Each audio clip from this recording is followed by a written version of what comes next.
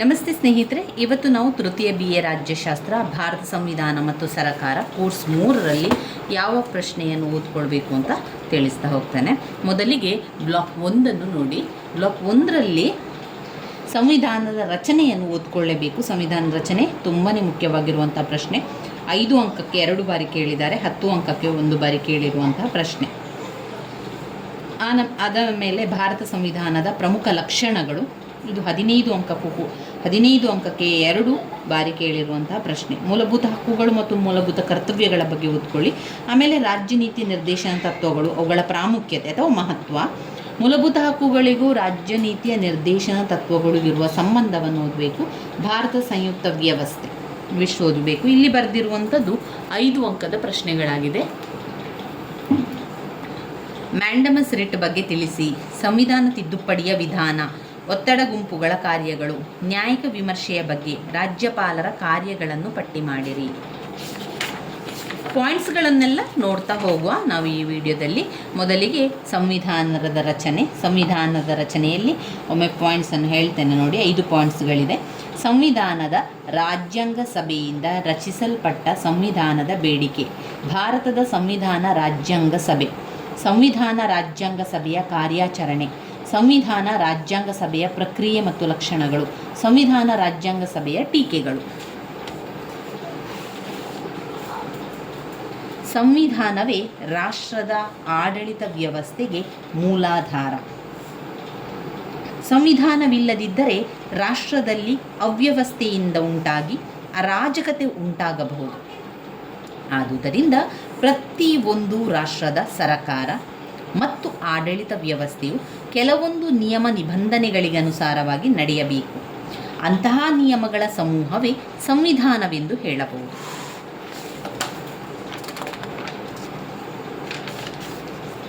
ಸಂವಿಧಾನ ರಚನೆಯಲ್ಲಿ ನೋಡಿ, ಸಬ್ ಪಾಯಿಂಟ್ಸ್ಗಳನ್ನು ಕೂಡ ನಾವು ನೋಡ್ತಾ ಹೋಗುವ. ಸಂವಿಧಾನ ರಾಜ್ಯಾಂಗ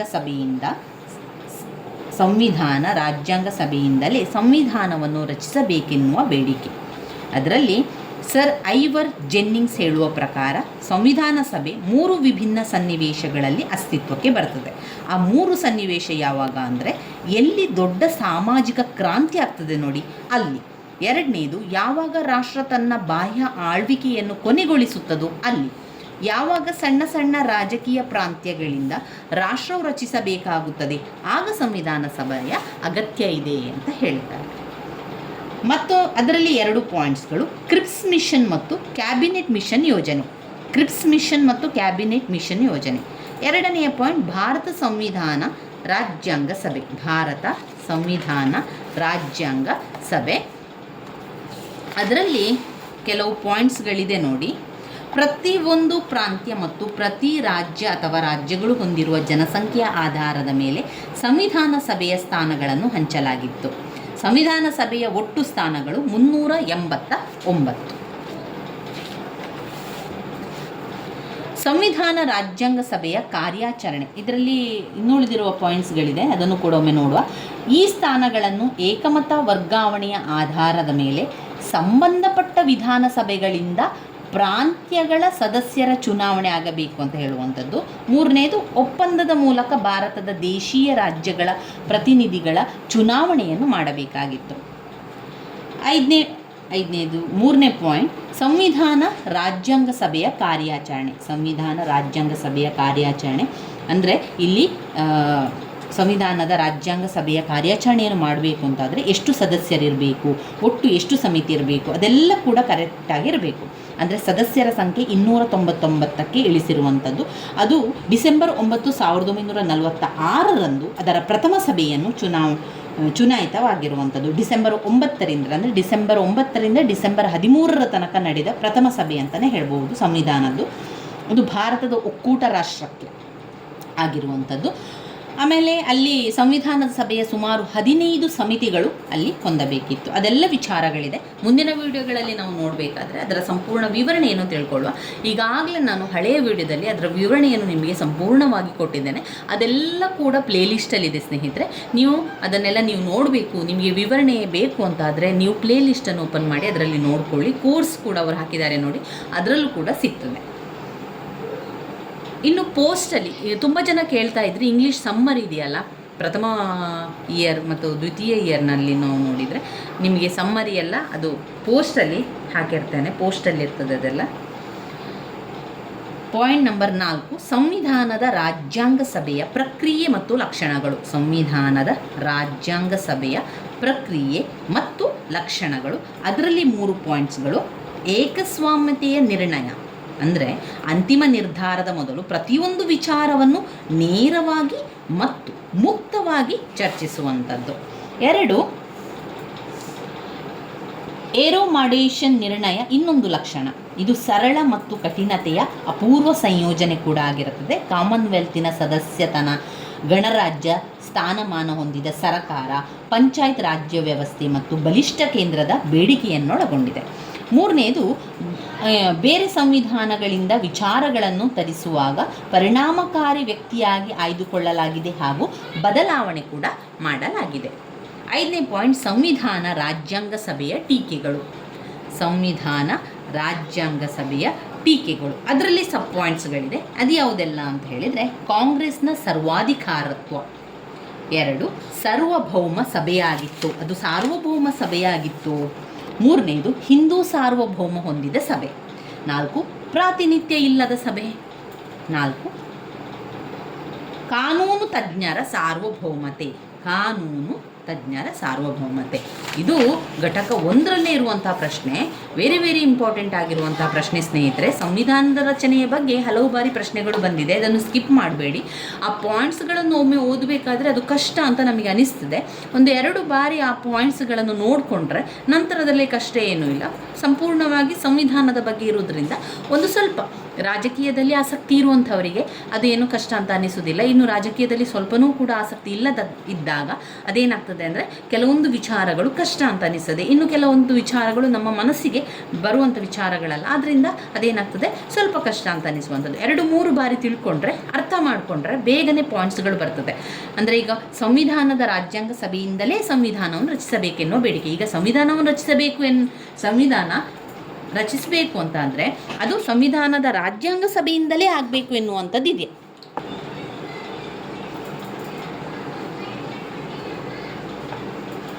ಈ ರೀತಿಯಾಗಿ ನೋಡ್ಕೊಳ್ಳಿ ಅದರ ಪಾಯಿಂಟ್ಸ್ಗಳು. ಅದರಿಂದ ಸಂವಿಧಾನ ರಚನೆ ಇಂಪಾರ್ಟೆಂಟ್ ಆಗಿರುವಂಥದ್ದು. ಹಾಗೆ ಘಟಕ 1ರಲ್ಲಿ ನೀವು ಓದಬೇಕಾಗಿರುವಂಥದ್ದು.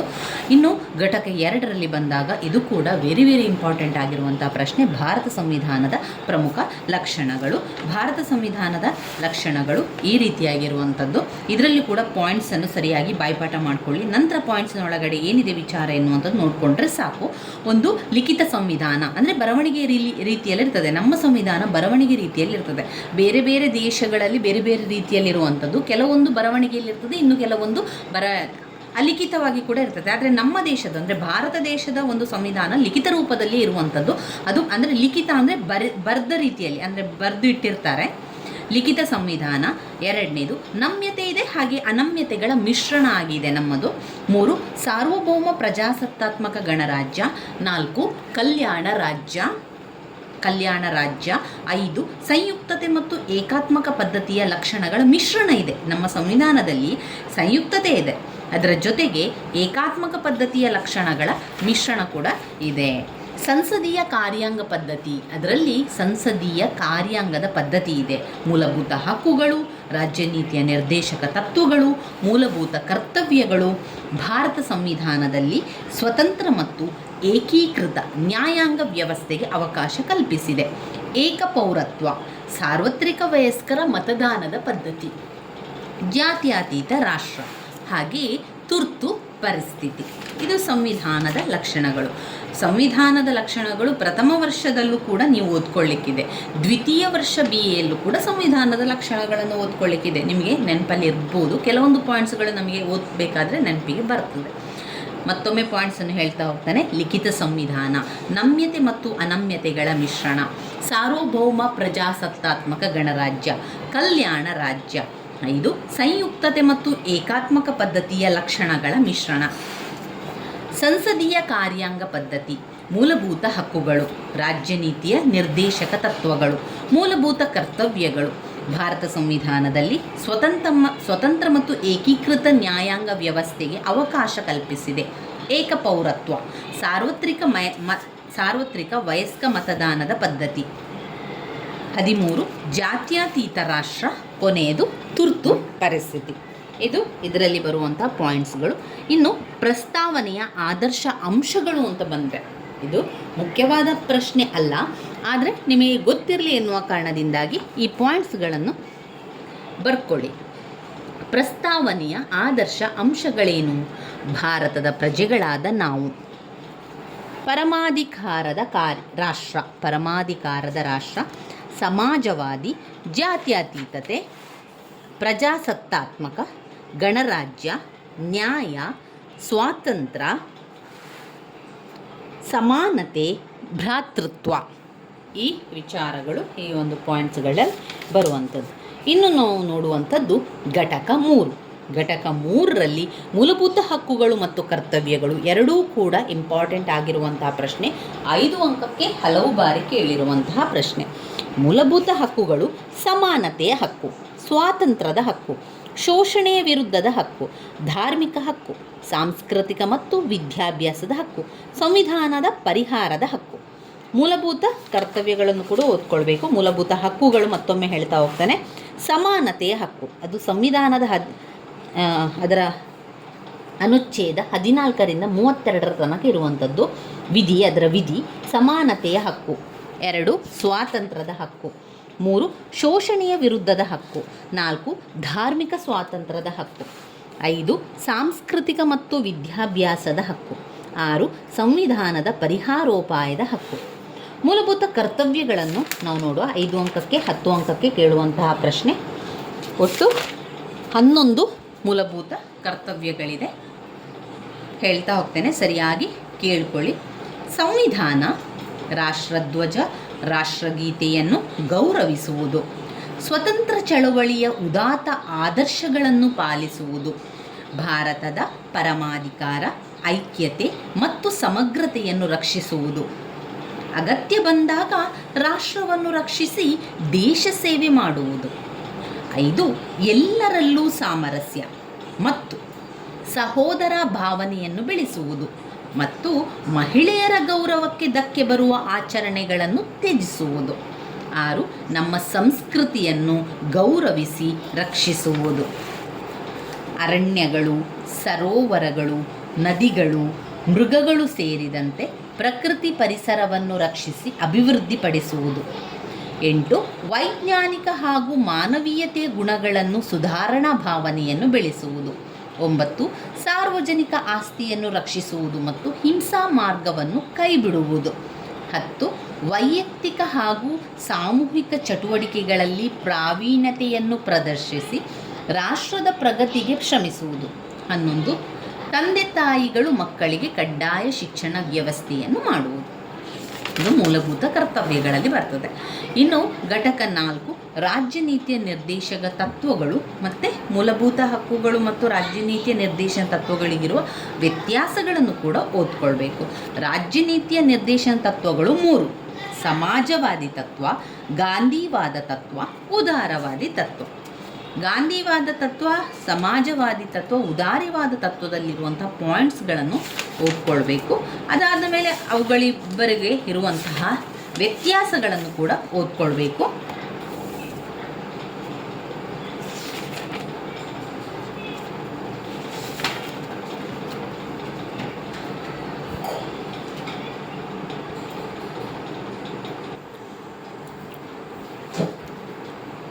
ರಾಜ್ಯನೀತಿ ನಿರ್ದೇಶನ ತತ್ವಗಳಲ್ಲಿ ಸಮಾಜವಾದಿ ತತ್ವಗಳು,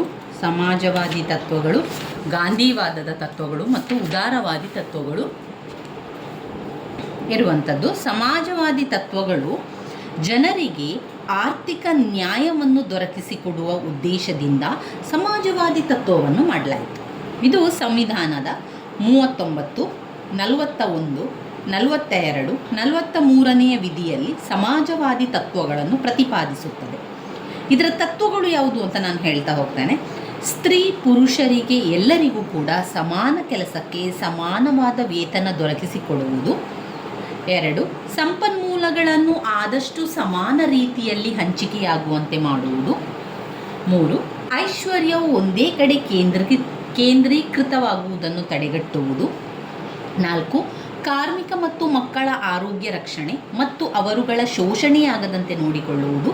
5. ಎಲ್ಲರಿಗೂ ನೆಮ್ಮದಿಯ ಜೀವನವನ್ನು ನಡೆಸಲು ಜೀವನೋಪಾಯವನ್ನು ದೊರಕಿಸಿಕೊಡುವುದು, ಅಂದರೆ ಕೆಲಸದ ಹಕ್ಕನ್ನು ದೊರಕಿಸಿಕೊಡುವುದು.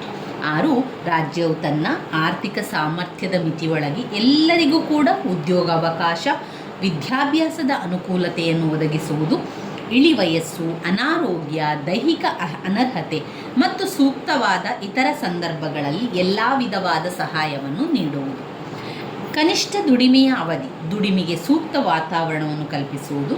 ಜೀವನಕ್ಕೆ ಸಾಕಾಗುವಷ್ಟು ವೇತನ, ವಿಶ್ರಾಂತಿಗೆ ಅವಕಾಶ, ಸಾಮಾಜಿಕ ಮತ್ತು ಸಾಂಸ್ಕೃತಿಕ ಅವಕಾಶಗಳು ಎಲ್ಲರಿಗೂ ದೊರೆಯುವಂತೆ ಮಾಡುವುದು.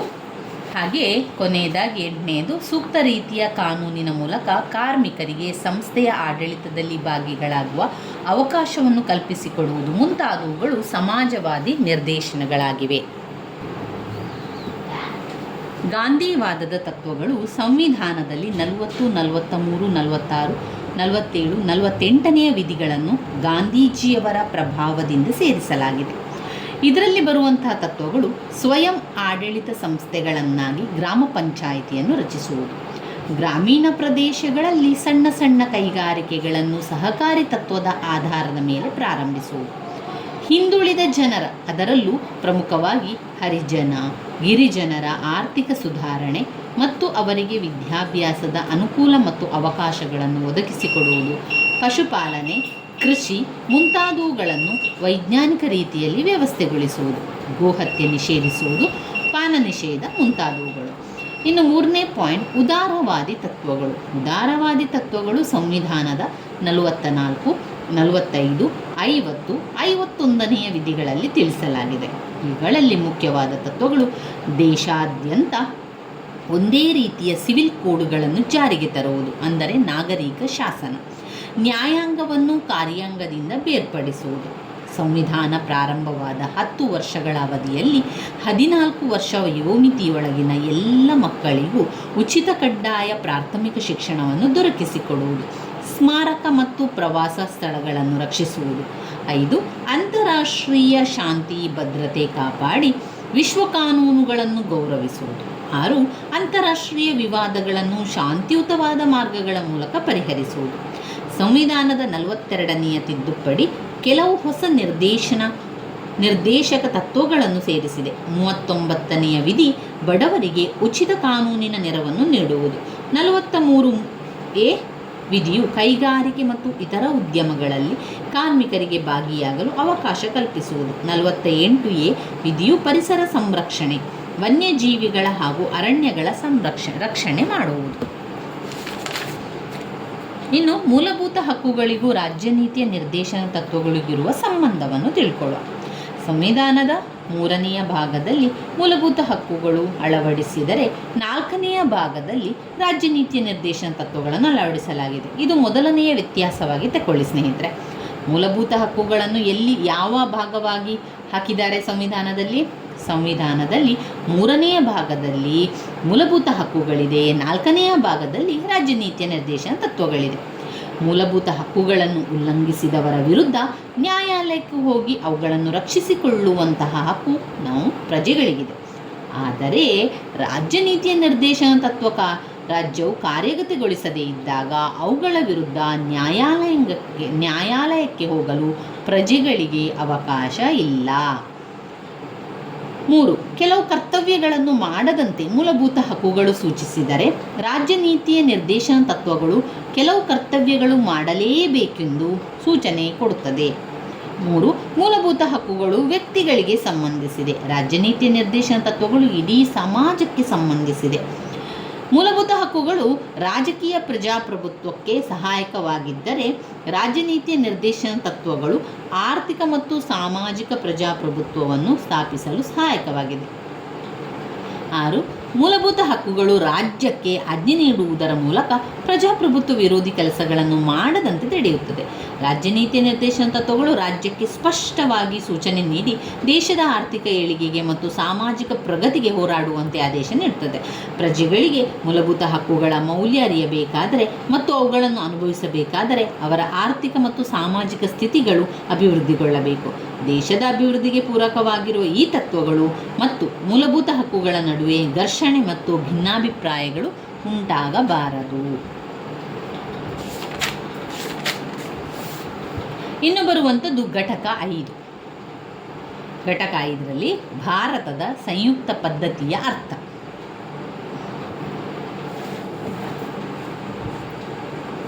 ಭಾರತದ ಸಂಯುಕ್ತ ಪದ್ಧತಿ. ಭಾರತದ ಸಂಯುಕ್ತ ಪದ್ಧತಿಯಲ್ಲಿ ಮೊದಲಿಗೆ ನಾವು ಲಕ್ಷಣಗಳನ್ನು ತಿಳ್ಕೊಳ್ಳುವ. ಒಕ್ಕೂಟ ವ್ಯವಸ್ಥೆ 3 ಲಕ್ಷಣಗಳಲ್ಲಿ ಸಂವಿಧಾನದ ಶ್ರೇಷ್ಠತೆ, ನಿರ್ಧರಿತ ಕ್ಷೇತ್ರಗಳಲ್ಲಿ ಅಧಿಕಾರದ ವಿಭಜನೆ, ಒಕ್ಕೂಟದ ನ್ಯಾಯಾಂಗ. ಸಂಯುಕ್ತ ವ್ಯವಸ್ಥೆಯ ಸ್ವರೂಪಗಳಲ್ಲಿ ಎರಡು ಬಗೆಯ ಸರಕಾರಗಳನ್ನು ಕಾಣ್ಬೋದು. ಅದು ಒಂದು ಕೇಂದ್ರ ಸರಕಾರ, ಮತ್ತೊಂದು ರಾಜ್ಯ ಸರಕಾರ. ಭಾರತದ ಒಕ್ಕೂಟ ವ್ಯವಸ್ಥೆ ಸಂವಿಧಾನಾತ್ಮಕವಾಗಿ ನಿರ್ಧರಿಸುವಂತಹ ಅಂಶಗಳು: 1. ಲಿಖಿತ ಸಂವಿಧಾನ, ಸಂವಿಧಾನ ಶ್ರೇಷ್ಠತೆ, ಕಠಿಣ ಸಂವಿಧಾನ, ಅಧಿಕಾರಗಳ ಹಂಚಿಕೆ, ಸ್ವತಂತ್ರ ನ್ಯಾಯಾಂಗ, ದ್ವಿಸದನ ಶಾಸಕಾಂಗ. ಇತ್ತೀಚಿನ ದಿನಗಳಲ್ಲಿ ಕೇಂದ್ರ ಸರ್ಕಾರ ಬಲಿಷ್ಠತೆ ಅಥವಾ ಪ್ರಬಲತೆ. ಏಕನಾಗರಿಕತ್ವ, ಬಲಯುತವಾದ ಕೇಂದ್ರ ಸರ್ಕಾರ. 3. ಕೇಂದ್ರ ರಾಜ್ಯಗಳಿಗೆ ಒಂದೇ ಸಂವಿಧಾನ. 4. ರಾಜ್ಯಗಳ ಗಡಿ ಬದಲಾವಣೆ, ಪುನಃ ಹೆಸರಿಸುವ ಹಾಗೂ ರಚಿಸುವ. ರಾಜ್ಯಗಳ ಗಡಿ ಬದಲಾವಣೆ, ಪುನಃ ಹೆಸರಿಸುವ ಹಾಗೂ ರಚಿಸುವುದು. 5. ಏಕೀಕೃತ ನ್ಯಾಯಾಂಗದ ವ್ಯವಸ್ಥೆ. 6. ತುರ್ತು ಪರಿಸ್ಥಿತಿಯ ಅಧಿಕಾರಗಳು. 7. ಅಖಿಲ ಭಾರತೀಯ ಸೇವೆಗಳು. 8. ರಾಜ್ಯಸಭೆಯಲ್ಲಿ ರಾಜ್ಯಗಳಿಗೆ ಅಸಮಾನ ಪ್ರಾತಿನಿಧ್ಯ.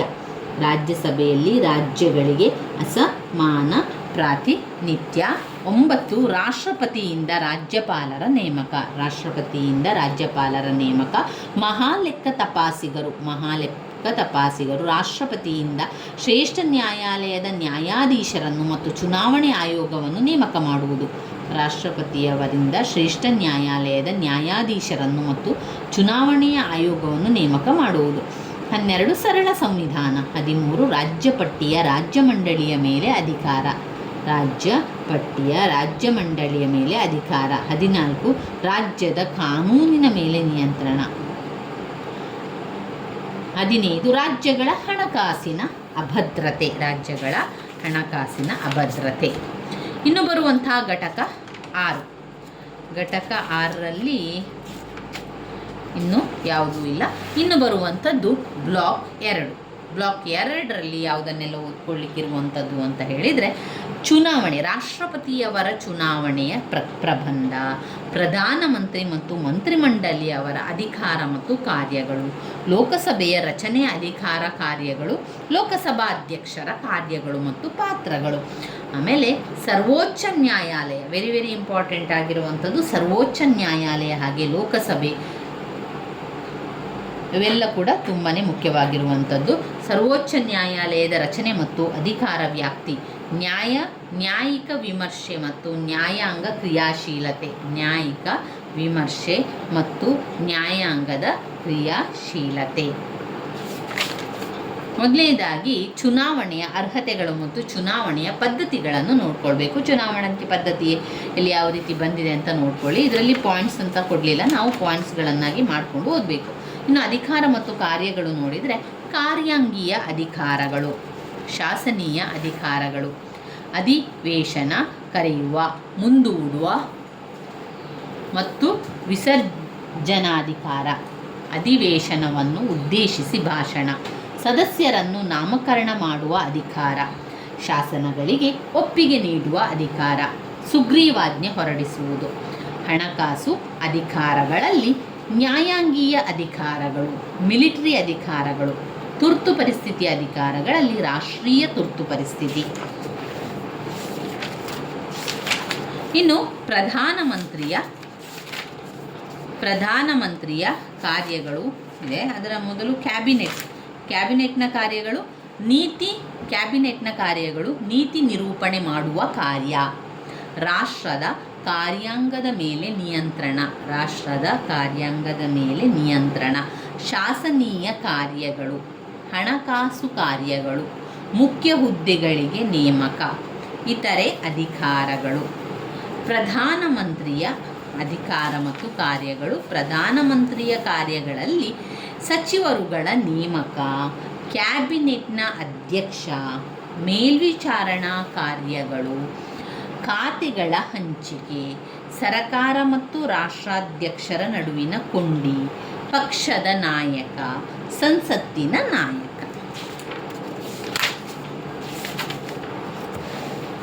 ಲೋಕಸಭೆ. ಲೋಕಸಭೆಯ ರಚನೆ, ಲೋಕಸಭೆಯ ಅವಧಿ, ಅರ್ಹತೆಗಳನ್ನೆಲ್ಲ ನೋಡ್ಕೊಳ್ಬೇಕು. ಲೋಕಸಭೆಯ ಅಧಿಕಾರ ಕಾರ್ಯಗಳು, ಅವುಗಳ ಪಾಯಿಂಟ್ಸ್ಗಳನ್ನು ನೋಡುವ. ಶಾಸನೀಯ ಅಧಿಕಾರ, ಹಣಕಾಸು ಅಧಿಕಾರ, ಕಾರ್ಯಾಂಗೀಯ ಅಧಿಕಾರ, ಇತರೆ ಅಧಿಕಾರಗಳು.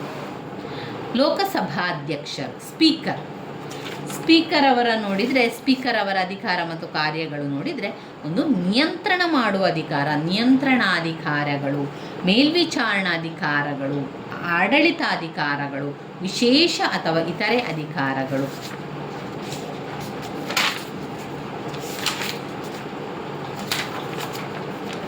ರಾಜ್ಯಸಭೆ. ರಾಜ್ಯಸಭೆಯ ಅಧಿಕಾರ ಮತ್ತು ಕಾರ್ಯಗಳಲ್ಲಿ ಶಾಸನೀಯ ಕಾರ್ಯಗಳು,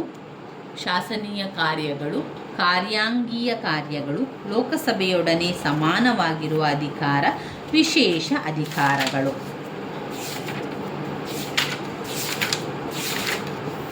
ಸುಪ್ರೀಂ ಕೋರ್ಟ್ನ ಅಧಿಕಾರ ಕಾರ್ಯಗಳು ವೆರಿ ಇಂಪಾರ್ಟೆಂಟ್ ಆಗಿರುವಂತಹ ಪ್ರಶ್ನೆ. ಸುಪ್ರೀಂ ಕೋರ್ಟ್ನ ಅಧಿಕಾರ ಮತ್ತು ಕಾರ್ಯಗಳಲ್ಲಿ ಮೂಲಾಧಿಕಾರದ ವ್ಯಾಪ್ತಿ, ಮೇಲ್ಮನವಿ ಅಧಿಕಾರ, ಸಲಹಾ ಅಧಿಕಾರಗಳು, ನ್ಯಾಯಿಕ ವಿಮರ್ಶೆಗಳನ್ನು ಅದರಲ್ಲಿ ಓದ್ಕೊಳ್ಬೇಕು. ಆಮೇಲೆ ಅದರಲ್ಲಿ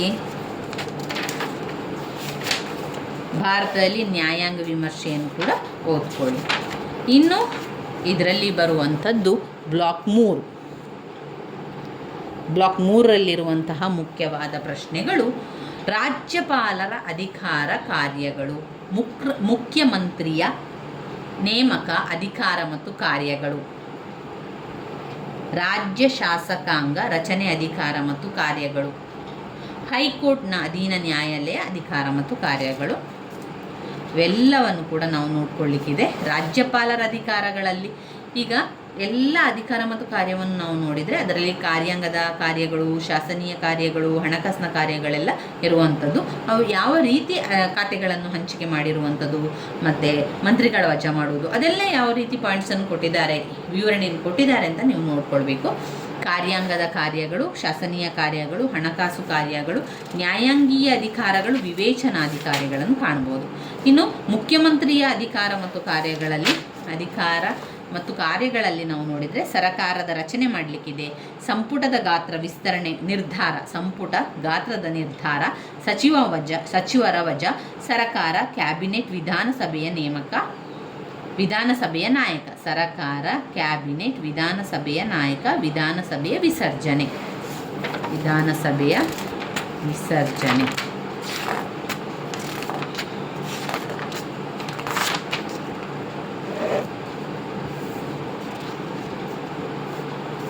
ಹೈಕೋರ್ಟ್ ಮತ್ತು ಅಧೀನ ಅಧಿಕಾರಗಳನ್ನು ಅವರು ಪಾಯಿಂಟ್ಸ್ ಕೊಡಲಿಲ್ಲ, ನಾವು ಎಲ್ಲವನ್ನು ಓದ್ತಾ ಪಾಯಿಂಟ್ಸನ್ನು ಮಾಡ್ಕೊಳ್ತಾ ಬರಿಬೇಕಾಗ್ತದೆ. ಅದರಲ್ಲಿ ಇನ್ನು ಯಾವುದಿದೆ ಮುಖ್ಯವಾದ ಪ್ರಶ್ನೆ?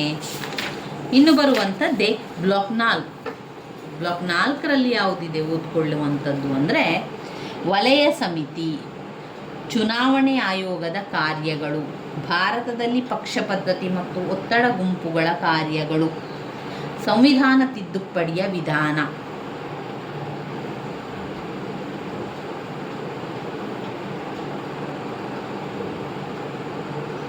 ಸಂವಿಧಾನ ತಿದ್ದುಪಡಿಯ ವಿಧಾನ,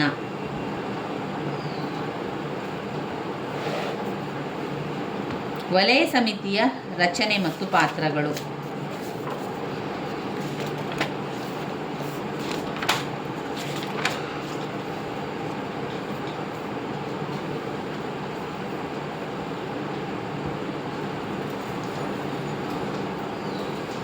ವಲಯ ಸಮಿತಿಯ ರಚನೆ ಮತ್ತು ಪಾತ್ರಗಳಲ್ಲಿ ವಲಯ ಸಮಿತಿಯ ರಚನೆಯನ್ನು ನೋಡ್ಕೊಳ್ಳಿ. ಉತ್ತರ ವಲಯ ಸಮಿತಿ, ಕೇಂದ್ರ ವಲಯ ಸಮಿತಿ, ಪೂರ್ವ ವಲಯ ಸಮಿತಿ, ಪಶ್ಚಿಮ ವಲಯ ಸಮಿತಿ, ದಕ್ಷಿಣ ವಲಯ ಸಮಿತಿ, ವಲಯ ಸಮಿತಿಗಳ ಸಾಂಸ್ಥಿಕ ರಚನೆ, ವಲಯ ಸಮಿತಿಗಳ ಪಾತ್ರಗಳನ್ನು ಕೂಡ ಓದ್ಕೊಳ್ಬೇಕು.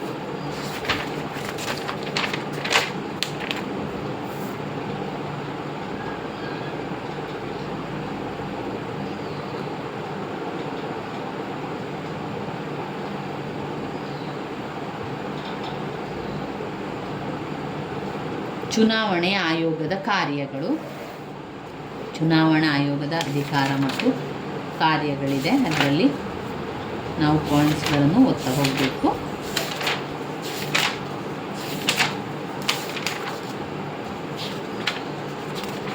ಇದರಲ್ಲಿರುವಂತಹ ಮುಖ್ಯವಾದ ಪ್ರಶ್ನೆಯ ಪಾಯಿಂಟ್ಸ್ಗಳನ್ನು ಕಲಿತಾ ಹೋಗಬೇಕು. ಇದರಲ್ಲಿ ಒಂದು ರಾಷ್ಟ್ರೀಯ ರಾಜಕೀಯ ಪಕ್ಷಗಳು ಮತ್ತು ಒತ್ತಡ ಗುಂಪುಗಳ ಲಕ್ಷಣಗಳಿದೆ. ಒತ್ತಡ ಗುಂಪುಗಳ ಲಕ್ಷಣಗಳು. ರಾಷ್ಟ್ರೀಯ ರಾಜಕೀಯ ಪಕ್ಷ 10 ಅಂಕಕ್ಕೆ ಬಂದಿರುವಂತಹ ಒಂದು ಪ್ರಶ್ನೆ. ರಾಷ್ಟ್ರೀಯ ರಾಜಕೀಯ ಪಕ್ಷಗಳಲ್ಲಿ 1 ಭಾರತ ರಾಷ್ಟ್ರೀಯ ಕಾಂಗ್ರೆಸ್, 2 ಭಾರತೀಯ ಜನತಾ ಪಕ್ಷ ಮತ್ತು ಅದರ ಸಿದ್ಧಾಂತಗಳು, 3 ಜನತಾದಳ ಮತ್ತು ಅದರ ಸಿದ್ಧಾಂತಗಳು, 4 ಭಾರತದ ಕಮ್ಯುನಿಸ್ಟ್ ಪಕ್ಷ ಮತ್ತು ಅದರ ಸಿದ್ಧಾಂತಗಳು, ಭಾರತದ ಕಮ್ಯುನಿಸ್ಟ್ ಪಕ್ಷ. ಇವಿಷ್ಟು ಅದರಲ್ಲಿರುವಂಥ ಪಾಯಿಂಟ್ಸ್ಗಳಾಗಿದೆ. ಇನ್ನು ರಾಜಕೀಯ ಪಕ್ಷಗಳ ಪಾತ್ರ ಮತ್ತು ಕಾರ್ಯಗಳು. ರಾಜಕೀಯ ಪಕ್ಷದ ಪಾತ್ರ ಮತ್ತು ಕಾರ್ಯಗಳು ಅವರು ಈ ರೀತಿಯಾಗಿ ಪಾಯಿಂಟ್ಸ್ಗಳನ್ನು ಕೊಟ್ಟಿದ್ದಾರೆ. ಒಮ್ಮೆ ಪಾಯಿಂಟ್ಸ್ಗಳನ್ನು ಹೇಳ್ತಾ ಹೋಗ್ತೇನೆ. ರಾಜಕೀಯ ಪಕ್ಷಗಳು ಪ್ರಜಾಪ್ರಭುತ್ವದ ಬೆನ್ನೆಲುಬುಗಳಾಗಿವೆ. ರಾಜಕೀಯ ಪಕ್ಷಗಳ ಕಾರ್ಯವನ್ನು ಸಂಕ್ಷಿಪ್ತವಾಗಿ ನಾವು ನೋಡ್ತಾ ಹೋಗುವ. 1 ಸಮಾಜದ ಧೋರಣೆಗಳು ರೂಪುಗೊಳ್ಳಲು ಮತ್ತು ವ್ಯಕ್ತವಾಗಲು ಅಗತ್ಯವಾದ ಸಂಘಟಿತ ಸಂಸ್ಥೆಯ ನೆರವನ್ನು ಪಕ್ಷಗಳು ಒದಗಿಸುತ್ತವೆ.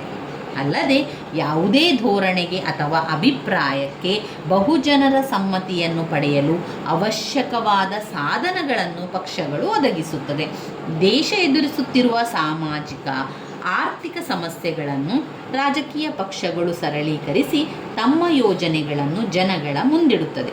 ರಾಜಕೀಯ ಪಕ್ಷಗಳು ವಿಚಾರಗಳ ಮತ್ತು ರಾಷ್ಟ್ರದ ಸಮಸ್ಯೆಗಳ ದಳ್ಳಾಳಿಗಳಂತೆ ಕಾರ್ಯವನ್ನು ಮಾಡುತ್ತದೆ. 2 ಚುನಾವಣೆಗಳಲ್ಲಿ ಸ್ಪರ್ಧಿಸಲು ಸೂಕ್ತ ಅಭ್ಯರ್ಥಿಗಳನ್ನು ಆಯ್ಕೆ ಮಾಡುವುದು, ಹುದ್ದೆಗಳನ್ನು ಪಡೆಯುವುದು ಪಕ್ಷದ ಮತ್ತೊಂದು ಅತಿ ಮುಖ್ಯವಾದ ಕೆಲಸ. ವಿಶಾಲ ರಾಷ್ಟ್ರಗಳಲ್ಲಿ ಚುನಾವಣೆಗಳು ಮತದಾರರಿಗೆ ಅನೇಕ ರೀತಿಯ ಸಮಸ್ಯೆಗಳನ್ನು ಒಡ್ಡುತ್ತದೆ. ಅವುಗಳಲ್ಲಿ ಮುಖ್ಯವಾದುದು ಅಂದರೆ ಮತದಾರರಿಗೆ ಉಮೇದುವಾರರನ್ನು ಪರಿಚಯ ಮಾಡಿಕೊಳ್ಳುವುದಲ್ಲದೆ ಅವರ ದಕ್ಷತೆ ಬಗ್ಗೆ ನೈತಿಕ ಹೊಣೆಯನ್ನು ತೆಗೆದುಕೊಳ್ಳುತ್ತದೆ. ಉಮೇದುವಾರರ ಅಭಿಪ್ರಾಯಗಳನ್ನು ಮತ್ತು ಆದರ್ಶಗಳನ್ನು ಅವರು ಯಾವ ಪಕ್ಷದಲ್ಲಿರುವವರು ಎಂಬುದರಿಂದ ಗೊತ್ತು ಹಿಡಿಯಬಹುದು.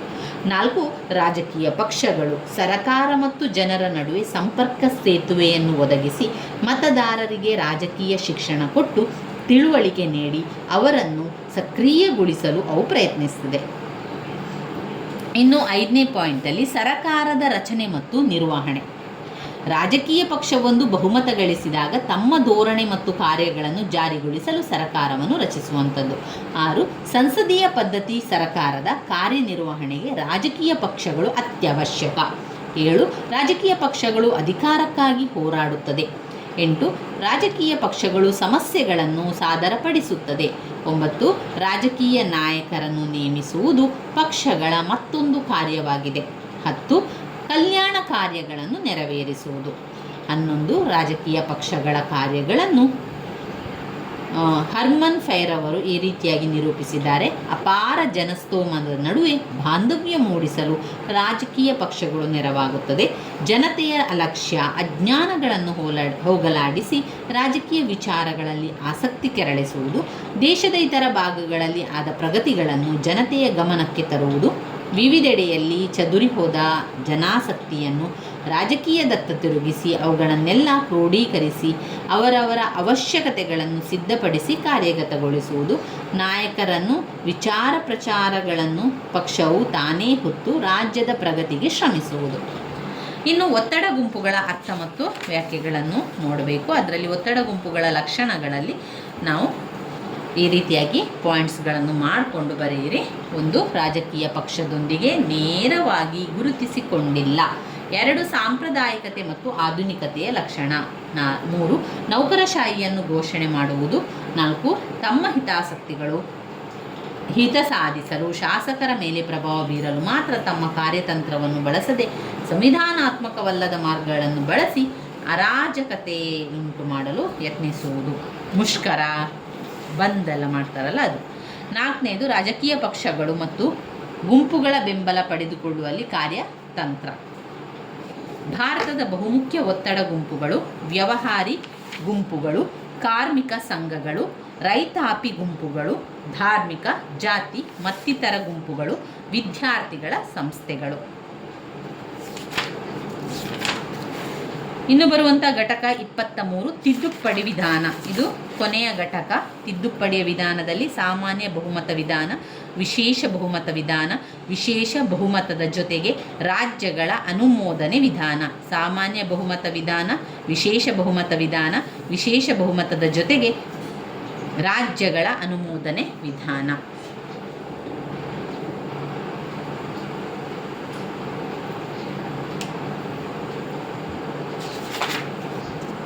ಸಂವಿಧಾನ ತಿದ್ದುಪಡಿಯ ವಿಧಾನ ಸಾಮಾನ್ಯ ಬಹುಮತದಿಂದ ತಿದ್ದುಪಡಿ. ಇದರಲ್ಲಿ ರಾಜ್ಯಗಳ ಹೆಸರು ಮತ್ತು ಗಡಿ ಬದಲಾವಣೆ, ರಾಜ್ಯಗಳ ಮೇಲ್ಮನೆಯನ್ನು ರಚಿಸುವುದು ಅಥವಾ ರದ್ದುಗೊಳಿಸುವುದಕ್ಕೆ ಸಂಬಂಧಿಸಿದ 169ನೇ ವಿಧಿ, ಪೌರತ್ವಕ್ಕೆ ಸಂಬಂಧಿಸಿದ ವಿಷಯ, ಬುಡಕಟ್ಟು ಜನಾಂಗಕ್ಕೆ ಸಂಬಂಧಪಟ್ಟಂತೆ ಸಾಮಾನ್ಯ ಬಹುಮತದಿಂದ ತಿದ್ದುಪಡಿ ಮಾಡುವುದು.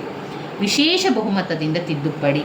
ವಿಶೇಷ ಬಹುಮತದ ಜೊತೆಗೆ ರಾಜ್ಯಗಳ ಅನುಮೋದನೆ. ಅದರಲ್ಲಿ ರಾಷ್ಟ್ರಪತಿ ಚುನಾವಣೆಗೆ ಸಂಬಂಧಿಸಿದ 54 ಮತ್ತು 55ನೇ ವಿಧಿ, ಕೇಂದ್ರ ಹಾಗೂ ರಾಜ್ಯಗಳ ಕಾರ್ಯಾಂಗಾಧಿಕಾರಕ್ಕೆ ಸಂಬಂಧಿಸಿದ 73 ಮತ್ತು 162ನೇ ವಿಧಿ, ಶ್ರೇಷ್ಠ ನ್ಯಾಯಾಲಯ ಮತ್ತು ಉಚ್ಚ ನ್ಯಾಯಾಲಯಗಳಿಗೆ ಸಂಬಂಧಿಸಿದ 5ನೇ ಭಾಗದ 4ನೇ ಅಧ್ಯಾಯ ಮತ್ತು 6ನೇ ಭಾಗದ 5ನೇ ಅಧ್ಯಾಯ, ಕೇಂದ್ರ ಮತ್ತು ರಾಜ್ಯಗಳ ನಡುವೆ ಹಂಚಿಕೆಯಾಗಿರುವ ಶಾಸನ ಅಧಿಕಾರಗಳಿಗೆ ಸಂಬಂಧಿಸಿದ ನಿಯಮ 368ನೇ ವಿಧಿಗೆ ತಿದ್ದುಪಡಿ. ಸಂವಿಧಾನದ ಪ್ರಮುಖ ತಿದ್ದುಪಡಿಗಳು 24, 25, 42, 44, 73, 74 ಹಾಗೆಯೇ 93ರಲ್ಲಿ ತಿದ್ದುಪಡಿಯನ್ನು ಮಾಡಲಾಗಿದೆ. ಅದರ ವಿಚಾರಗಳಿನ್ನಷ್ಟಿದೆ. ಇದರಲ್ಲಿ ಕೊನೆಯ ಒಂದು ಇದು ಕೂಡ ಇದೆ ನೋಡಿ. ಕೊನೆಯ ಘಟಕ 24ರಲ್ಲಿದ್ದು, 23 ಅಲ್ಲ, 24ರ ತನಕ ಇದೆ. 24ರಲ್ಲಿ ರಾಜಕೀಯ ಪಕ್ಷಾಂತರಕ್ಕೆ ಕಾರಣಗಳು. ರಾಜಕೀಯ ಪಕ್ಷಾಂತರಕ್ಕೆ ಕಾರಣಗಳು